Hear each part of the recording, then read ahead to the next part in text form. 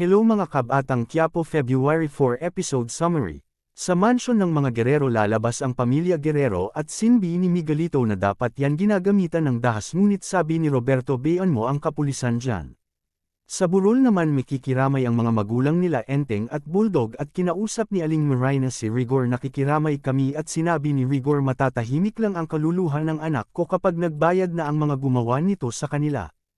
At sa baba naman ay kinausap ni Rigor ang mga kapulisan sa baba at sinabi ni Rigor magdagdag pa kayo ng unit at sinabi ng isang pulis na sa rally yung iba at sinabi ni Rigor wala akong pakialam.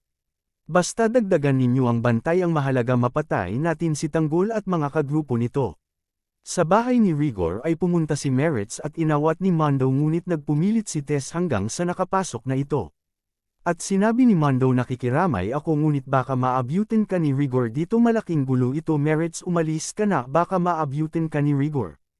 At lampit si Merits sa puntod ni Santino at hagulgol sa pagiyak at hinayla na siya ni Mando papalabas ng hagdanan. Sa City Hall naman ay pumasok na sila Roberto at sina Miguelito at sinabi ni Miguelito bakit andito din ang mga nagro-alay at sinagot siya ni Sandy na hindi po yan nagro-alay mga alam po yan kung asan si Tanggol. At dumating si Ben at pinasok siya at inawat siya ng isang pulis ikaw saan ka pupunta at sumagot si Ben at ubus lang po ng lisensya at pinapasok siya sa loob. At sinbi ni Jackie kay Roberto na mga alam bayan mga yan parang hindi magsasabi ng totoo at sa conference naman nagsalita na si Miguelito na mipatong napo. Sa ulo ang mga grupo ni Tanggol at pumasok sa loob na si Ben at sinabi ni Miguelito na nagpasa ako ng isang batas anti-mob layunin nito upang sugpuin ang mga nanggugulo dito sa lungsod ng Maynila at natapos na magsalita si Miguelito habang papaakyat at sumalubong si Ben. At sinabi Mayor Mi alam ako kay Tanggol at sinabi ni Ben si Santino ginamit lang ni Rigor para mahuli si Tanggol. At sinabi ni Miguelito na totoo ba ang nalalaman mo at pumasok sila sa isang room at pinaalis si Sandy at sinabi ni Miguelito anong pangalan mo.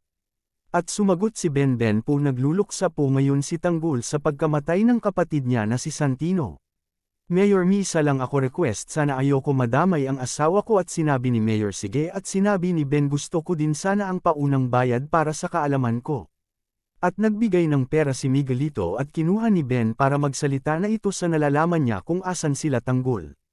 Abangan bukas sino kaya ang mawawa sa grupo ni Tanggol. Salamat sa panunood like and share para sa update salamat.